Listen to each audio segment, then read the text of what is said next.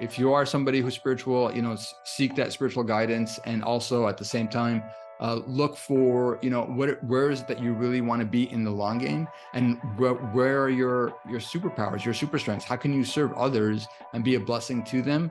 And probably there's going to be some kind of connection that will tie into that.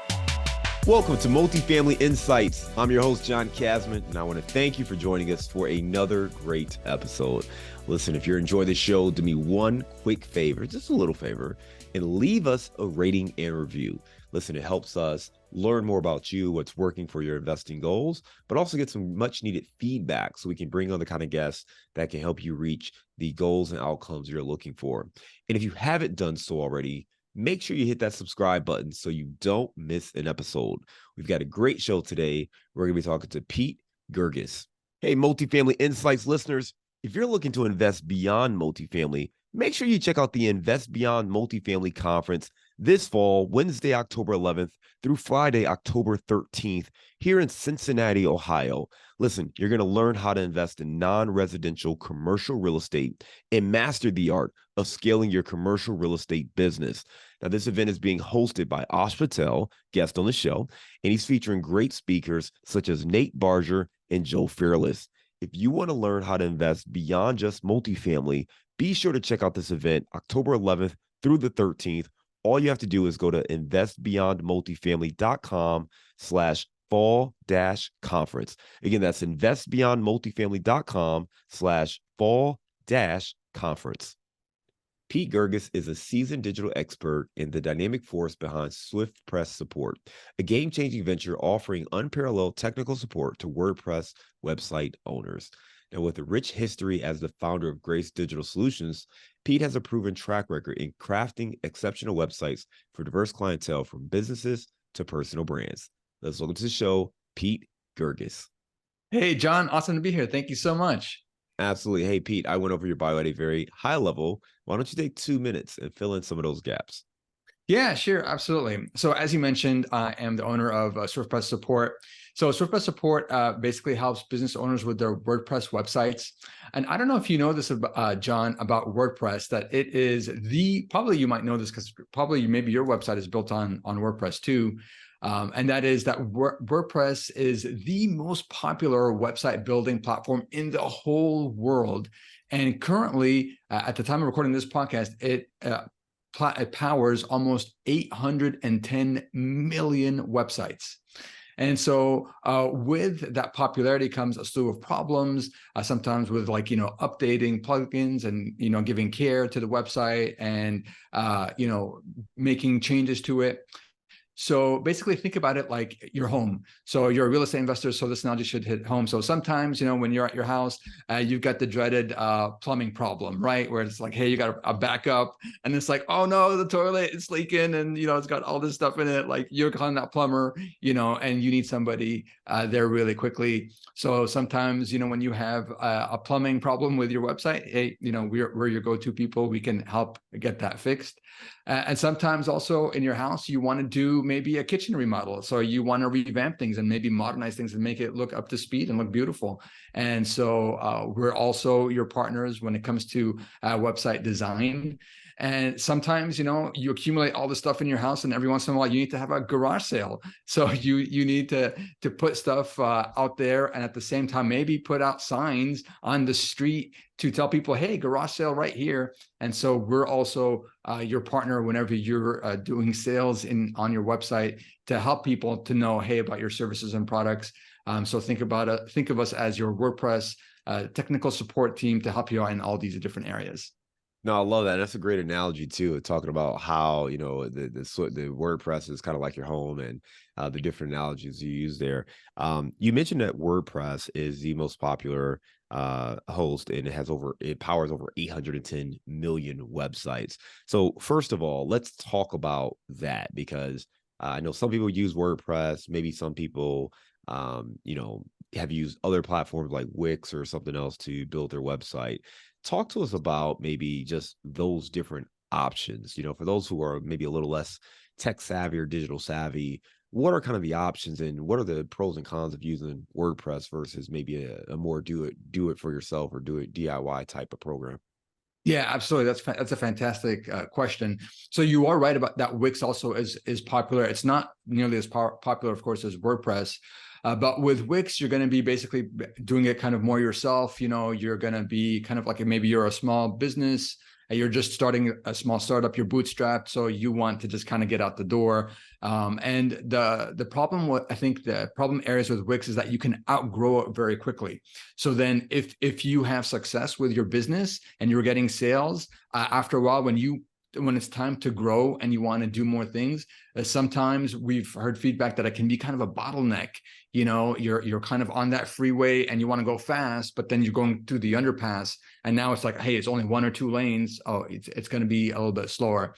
As opposed to WordPress, which is the most popular, you have a whole ecosystem, all these other businesses around the world that have built around WordPress, and they offer all sorts of services, from e-commerce to white label shipping to drop shipping to all these different things. Whatever it is that you need for your business, you're going to find that there's some kind of version of it and multiple choices to choose from when it comes to WordPress. And that's really the advantage of using WordPress, because it's so popular, that you're going to always be able to find what you need. It will be able to scale with you. So it's budget friendly. You want to keep it on the low end, you can. You want to keep it on the higher end as you grow, you can as well. And it's going to give you a lot more options for you to scale as you grow. I know when I was kind of starting out with my website, one of the challenges that I faced was, like you said, just budget and how much time, energy. I didn't want to pay a lot of people and pay a lot of money for a website, right? So I used kind of Wix and just built something out. And one of the, I guess, unintended consequences was I don't think it was as friendly from an SEO standpoint. Now I know some of that's been cleaned up, but what are you seeing from that standpoint as far as, SEO, search engine optimization, and really just discoverability? Yeah, and I love that you explained what SEO is, because some of our listeners might not know what SEO is. And it's exactly right, search engine optimization. And that is basically the art of getting your website to show up on Google search engines, and of course Bing and Yahoo and all these things. But of course, Google is the dominant player. And you are absolutely correct that Wix is not the best for search engine optimization, because Google sees it as like, hey, all these websites, and they're all tied into Wix. So people are not going to have that much like authority and when it comes to getting back traffic to them. So that is a problem. We rarely see big businesses that are using Wix. Almost 100% of the time, they're going to be using WordPress. And if not, then it's going to be like something else, like Drupal or Joomla. But those are very technical platforms that really are not going to serve our audience on the podcast. But it's definitely WordPress is the most search engine friendly and will help you to get on the first pages of Google if you have a search engine optimization strategy. And I think that's really important for people to understand, because if you're going to take the time to invest in a website, you're usually doing it to grow your business, right? You're usually doing it to get clients or customers and attract new business. But if they can't find you, it doesn't matter. So you want to have a program or website that is discoverable, that is Google friendly, where people can search it. You're showing up in either the first page or the second page, so people can go and find out what it is you have to offer. So that's a really powerful insight, that you want to build your website on WordPress because it's going to be easier for it to be discovered. So let's talk more about that, right? You work with a lot of different people, from real estate investors to other business owners who are looking to build out their websites and attract business for themselves. What are some maybe commonly held myths that people have, or some frequently seen mistakes that people make when it comes to getting started building out their website? John, this is an incredible question, because there are so many traps that business owners fall into, and it really costs them a lot of money. And that's what I really hope to help people, listeners today, with saving them from falling into these pitfalls. And one of them is like, hey, if you build a website, then automatically Google is going to see it and it's going to send traffic your way. Right? So it's like, hey, I built this amazing website. It's absolutely beautiful and amazing and everything. And it's like, where's the people? It's crickets, basically. So they think like, hey, if they build it, people will come. But unfortunately, after you do that, the other piece after you have a good website is that, one, it needs to be fast loading. So that's a big problem that people don't know about, is that Google cares so much about the user experience and about how fast your website loads. So if your website doesn't load in less than 2 seconds, it's going to hurt your search engine rankings, because website wants to send people to the fastest website, because people don't want to wait on their phones, just waiting there until, the page loads. So they're always going to want to care about, how fast your website loads. And then after that you do that, you also need to care about, well, okay, now that you've built a website and it's loading quite quickly, how are you going to get your ideal potential customers to come to your website and to visit and to find out what you're all about? And so you have to have some kind of marketing plan.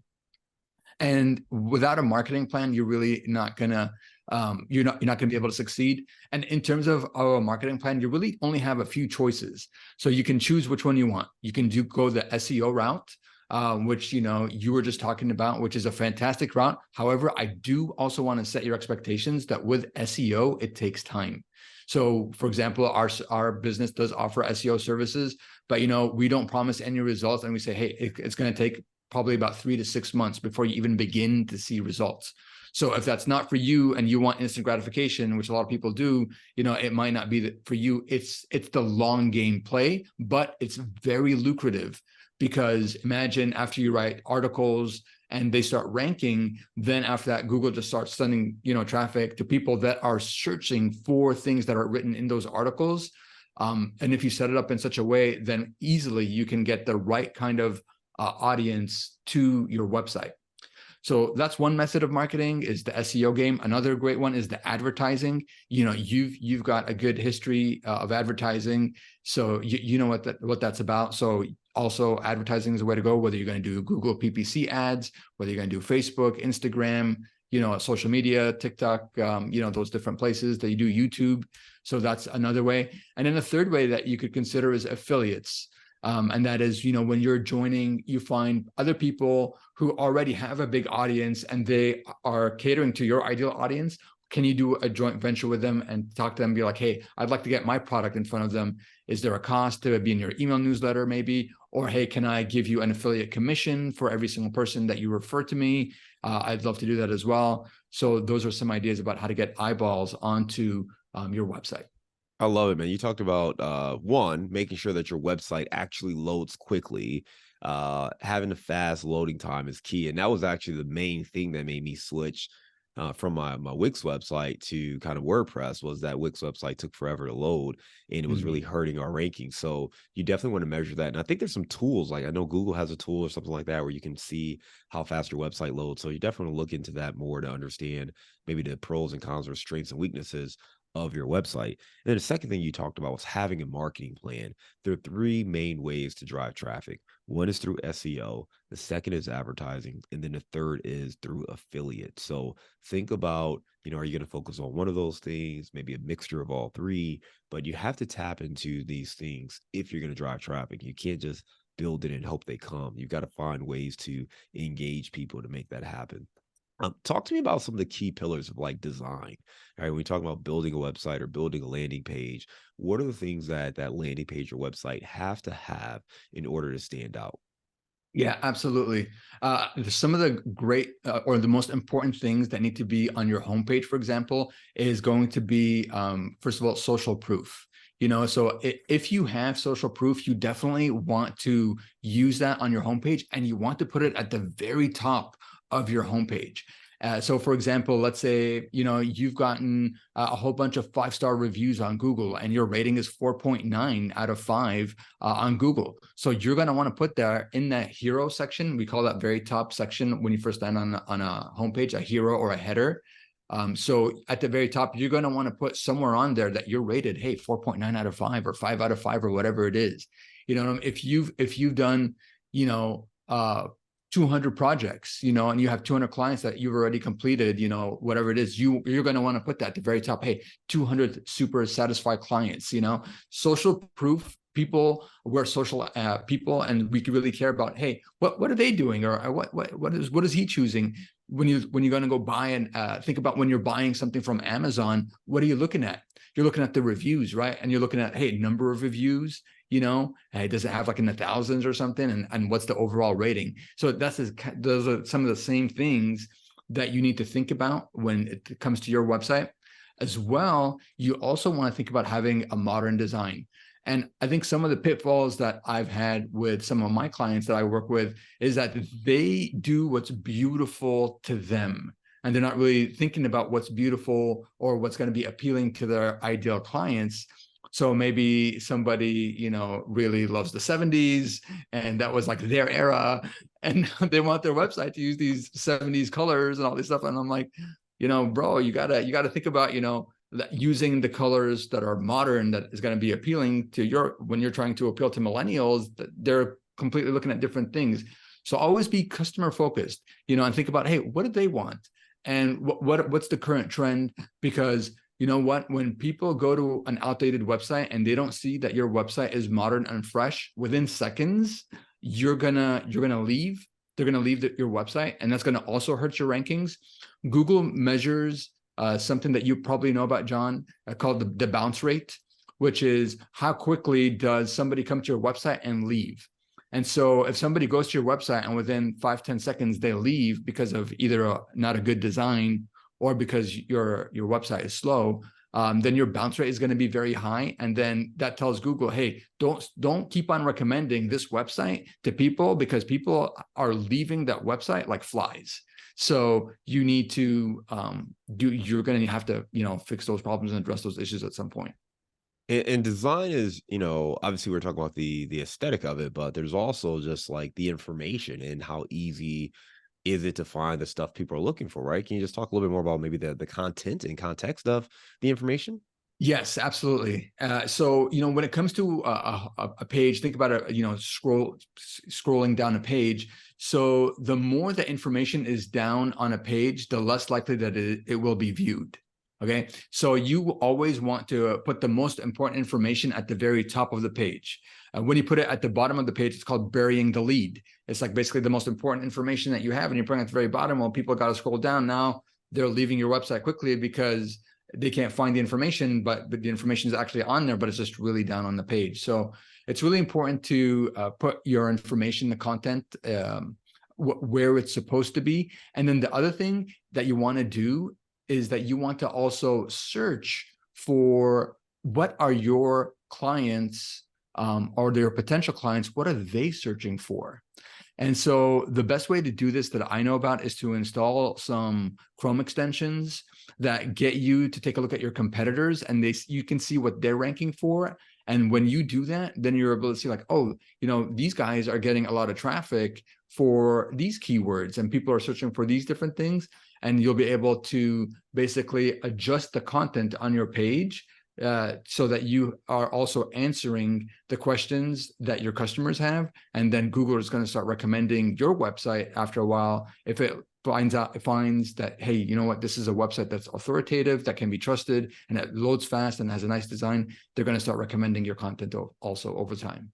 That's really good insight right there on how to, the newspaper business, they called it above the fold, right? So this is like when I was first getting advertising and marketing back in PR days and whatnot. But, it's the content above the fold, right? What's the headline? What's the thing that is going to grab someone's attention and keep them interested to continue to read and to continue to learn more about whatever it is that you offer, and making sure that you have something that has a strong hook, as opposed to burying that information at the bottom of the page where very few people are going to check it out. So really great insight there.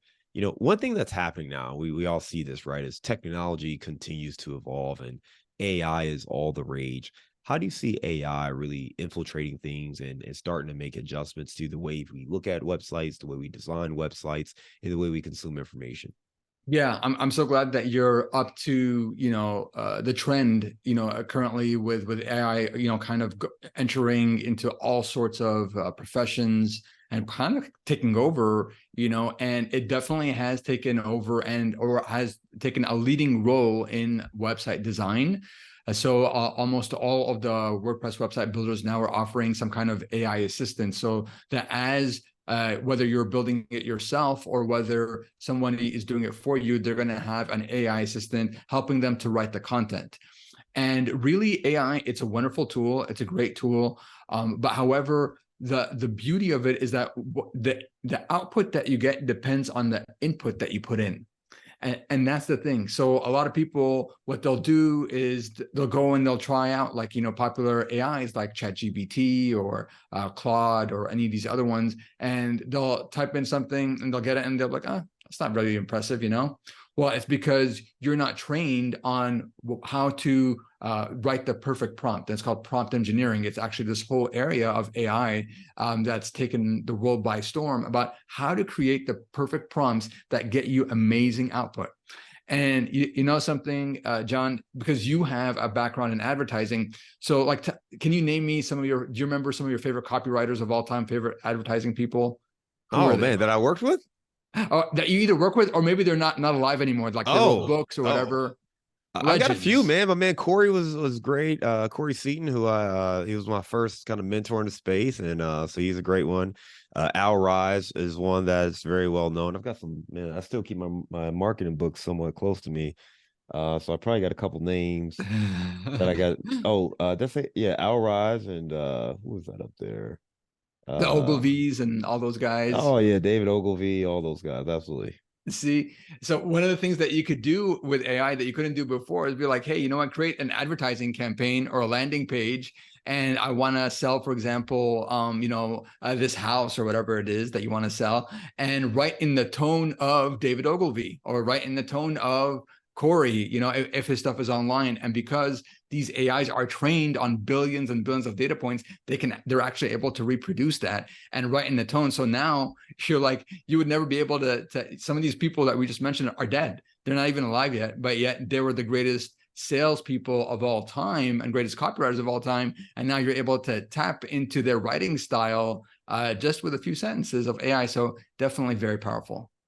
Yeah, it's powerful and also a little crazy, right? Because I think we spend so much time, and not just marketers, but individuals, right, coming up with our craft and looking for the right group of words to in the right order at the right time, right, to kind of convey a message. And the fact that these bots and these artificial tools can do it in a snap, it's a little scary. It's a little scary. Do you get concerned with maybe the blowback on that, the fact that, at a certain point, you're no longer representing yourself, where again, AI can just take over, people can emulate you, and you kind of lose maybe the control over that identity or the control over your voice? Yes, I am concerned about that, John. And I think the problem is that right now it's kind of like the wild, wild west of AI. We're just at the very beginning, pioneering, levels of AI. And currently, right now, America is leading the world in AI. So there's no other country that even comes a close second. Look And at that. when it We're comes leading to something finally positive. Well, I don't know if this is positive, but yeah, I think it is. It's definitely a step in the right direction. And all the other countries are also like, hey, you know what? America is coming. All the American businesses are coming up with AI, and they're trying to follow suit. But with they're taking huge investments. ChatGPT, had like a huge investment from Microsoft, and Microsoft is investing so much money in not just ChatGPT, but in even other competing AIs. So everybody wants to do AI. Meta is coming out with their own AI. They've already released it. It costs billions of dollars. So I am concerned, though, about the ethical implications about it. But because it's the wild, wild west, that's why we're seeing these things. And currently, right now, as we're recording this podcast, there is some legal implications where, for example, several authors like John Grisham and several others are creating a class action lawsuit against, I think, ChatGPT and against some of the other ones, saying, hey, you guys are infringing on our copyright on our works. These are copyrighted works and they're trademarked.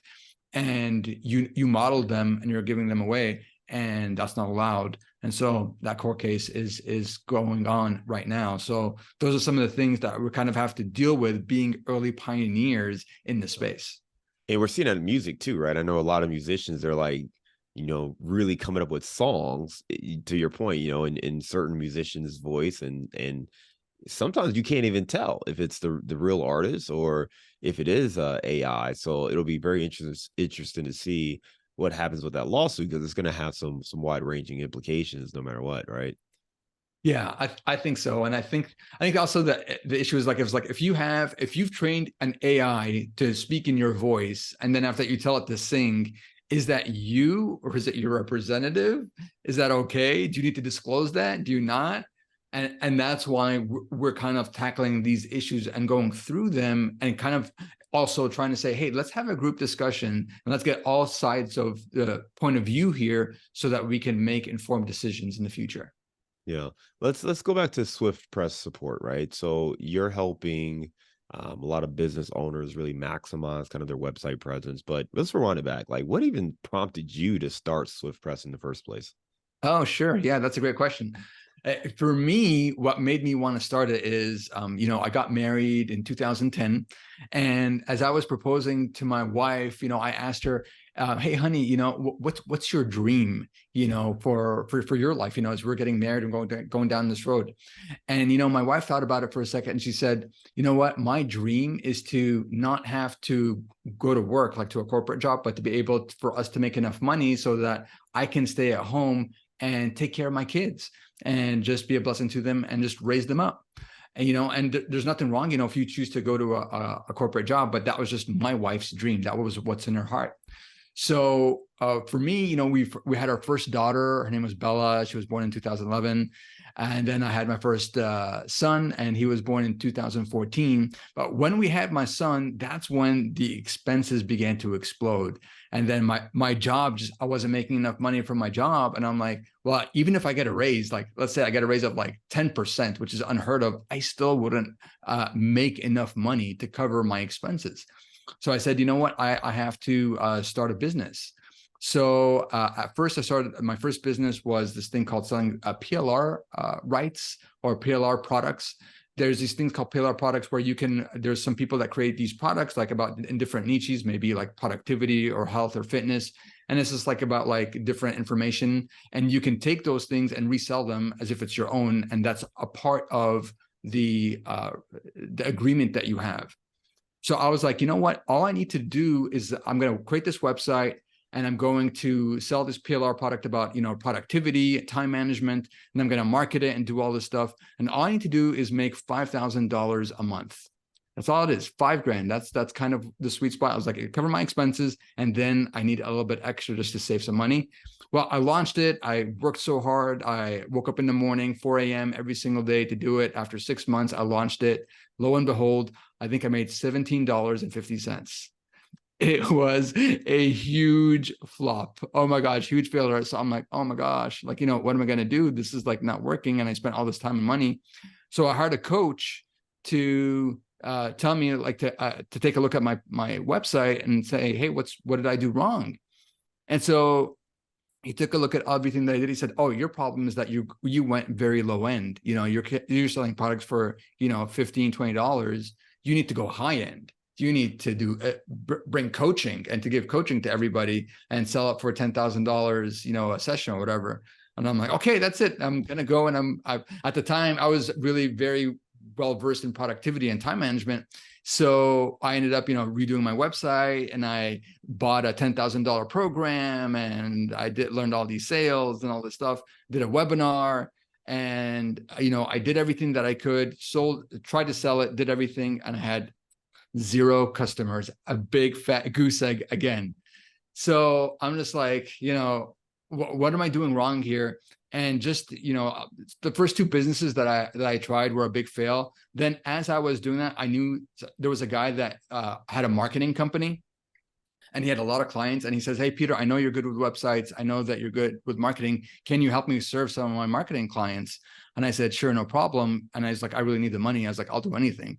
So he started to give me business, and I had a relationship with him. And then lo and behold, my business with him started growing. And then I began to grow on my own that business. And that's how my SwiftPress Support business was grown. And I have some other companies too that are also in the web space, a little bit more high end. But it all grew out of my failure doing low end stuff, and then going completely the opposite, high end, and then finally finding the sweet spot for me. Man, what a great story. And I'm sorry you went through that failure, but obviously it led to something good for you in the long run. And I think that's a really important thing about just being able to grow through that. You had that challenging time period, and obviously you had your goal of being able to, make enough money where you could focus on this and allow your wife to stay home with the kids. But sometimes you have to take a step backwards before you can take that leap forward. So thank you for sharing that. PLR is a term that I don't know if a lot of people are familiar with. What exactly does that stand for?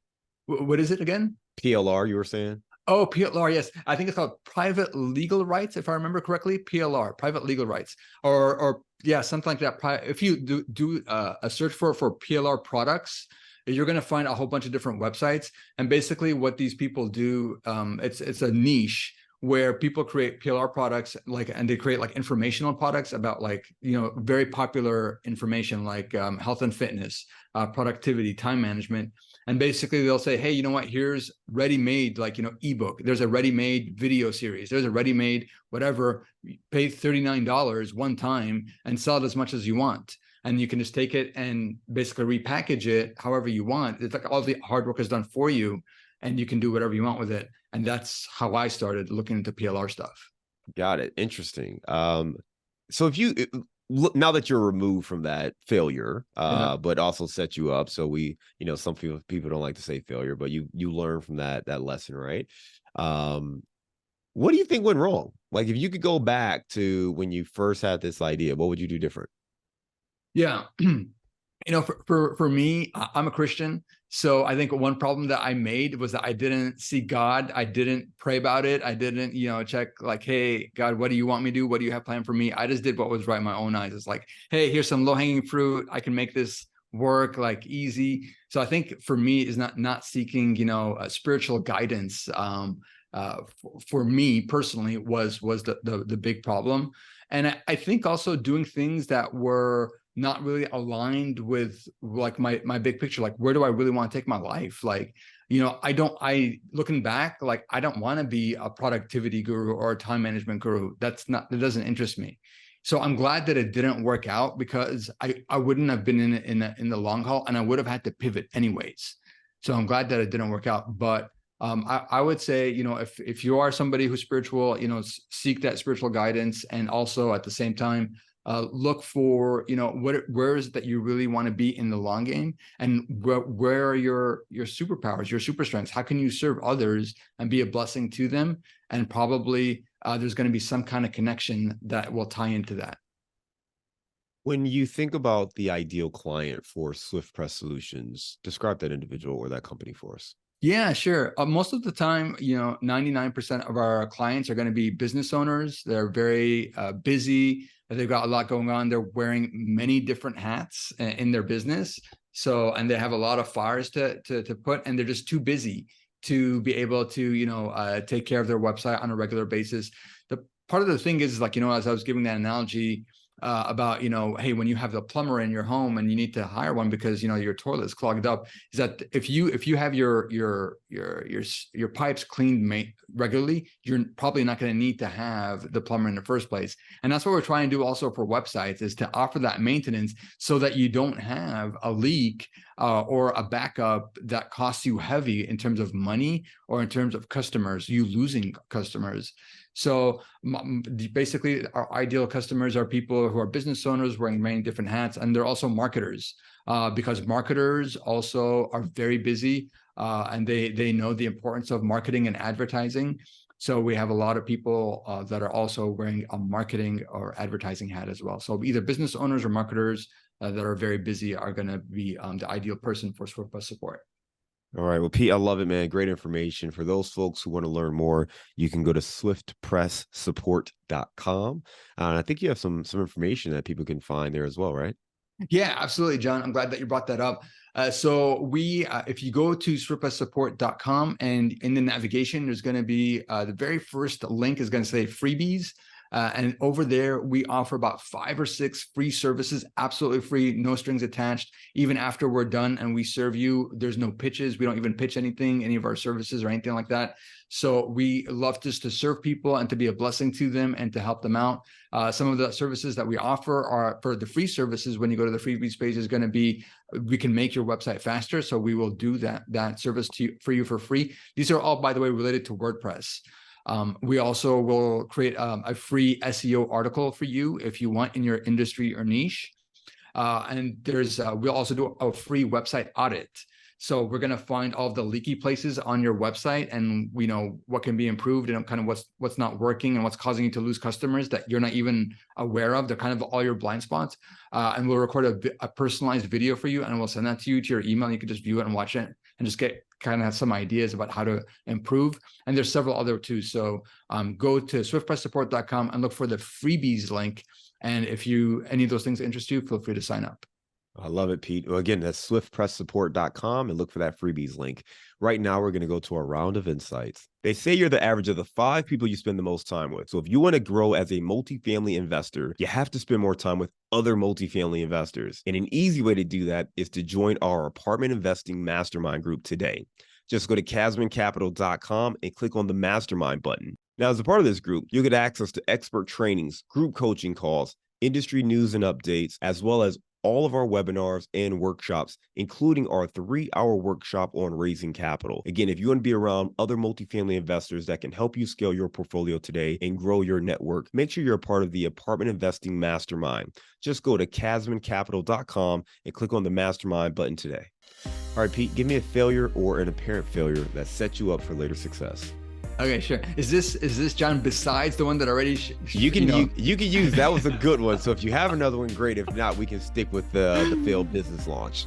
Yeah, I mean, I fail so often. I think one time. Okay, so we're blessed to have a swimming pool in our house. And one time, we have this thing in the swimming pool called a creepy. It's like a vacuum that moves around and supposed to pick up all the stuff from the bottom of the floor. Is that what it's formally called, or that's what you call it? It is actually what it's formally called. A creepy. A creepy, yes. Okay. All right. So I don't know if I want a creepy in my swimming pool, but okay. Yeah, or some people call it a vacuum, but a lot of people that is what it's called. It's called a creepy. So basically, what happened was that creepy wasn't working. So my wife's like, hey, honey, the creepy's not working. I said, oh, I'll go take a look at it. And so a lot of times it's because there's like this pool filter.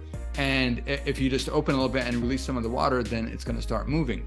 So I go out to the pool filter to try to go and open it up. And I can't open it, And so my wife's like, hey, aren't you going to call the pool company and have a professional do it?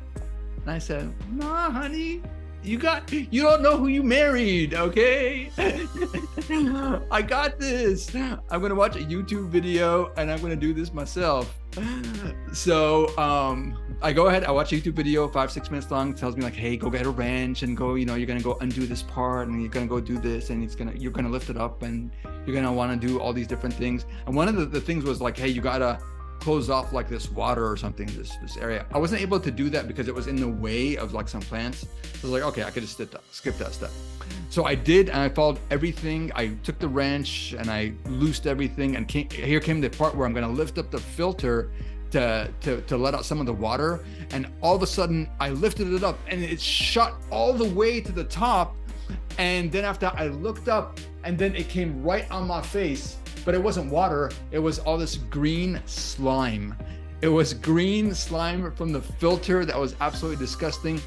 John, it smelled so bad. It smelled like a skunk and a raccoon had a baby, okay? And it's just this green slime coming to the top and shooting down all over me, and I'm drenched in slime. And I look at my wife and she's like, you okay? And I thought she was gonna be like, see, I told you so, but I'm blessed to have an amazing, amazing wife.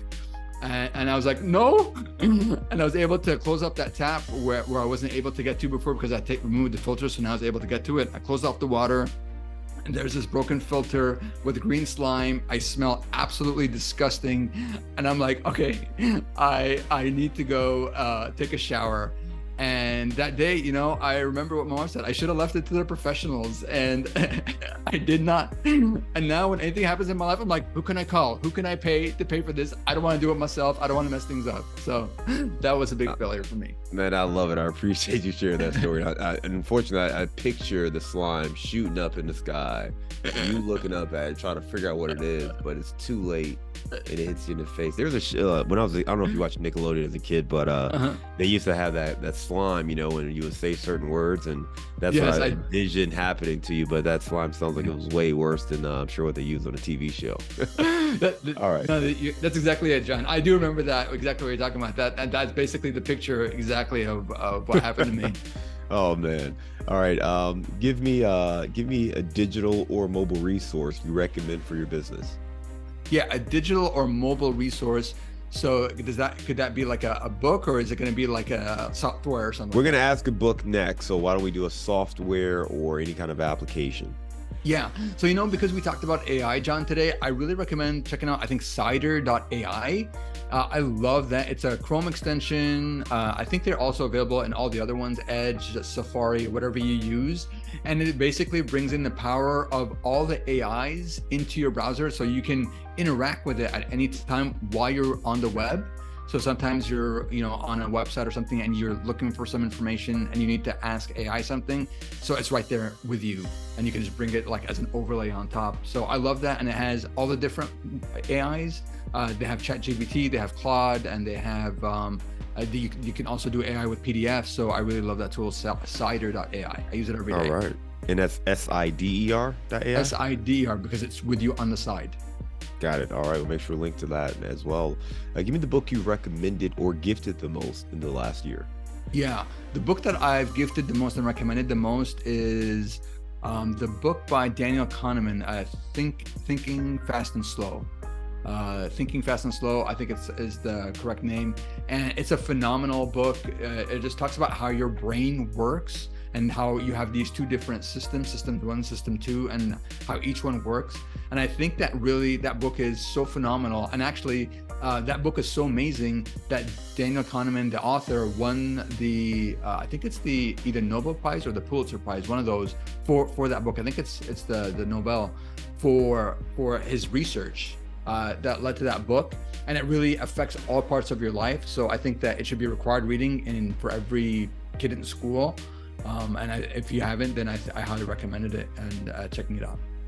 Now, give me a daily habit that helps you stay focused on your goals. Stay focused on my goals. So for me, it's a spiritual practice, praying in the morning, reading the Bible. That's going to help me because I always try to, seek my goals from above and not just from within. And that's going to always help me to stay focused and keep on moving forward. What's your number one insight for building an effective and powerful website? My number one go-to insight for building a powerful and effective website is to seek help, seek professional help, because if that's not your wheelhouse, then you don't know what you don't know.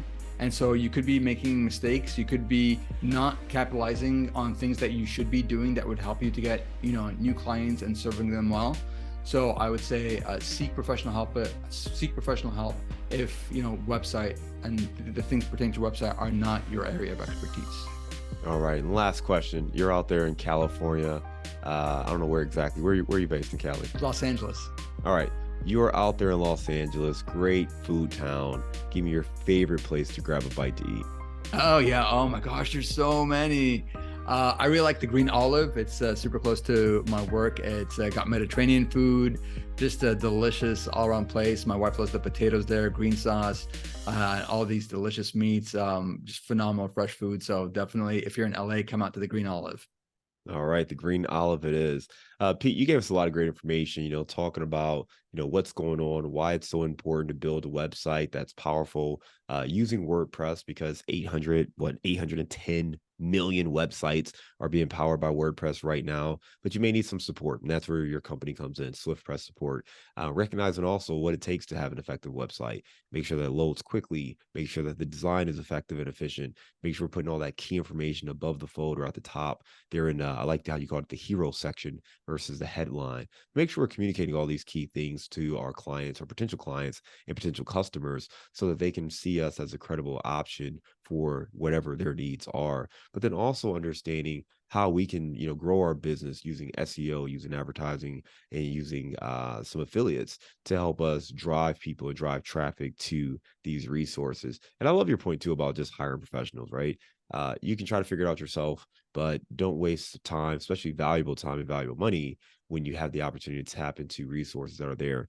Again, if you want to tap into some of the freebie resources that Pete has mentioned before, you can go to SwiftPressSupport.com and then click on the freebies link that's there. Pete, I want to thank you again for being a great guest, coming on Multifamily Insights. We look forward to staying in touch with you, and I hope you have a great day. Yeah, thank you so much, John. I've got to tell you also, you are an incredible interviewer. Your questions were fantastic. You were just so engaged. And I felt like you also just had these questions and you had an idea about where you wanted to lead the people. And I really felt like the whole time your questions were posed in such a way where you wanted to give the best answers to your listeners and to hopefully serve them well. And I just appreciate just the high quality of questions that you asked today. So thank you so much for your time. Thank you, Pete. I appreciate that, man. Well, take care. Okay. Good talking to you today. Okay, you too.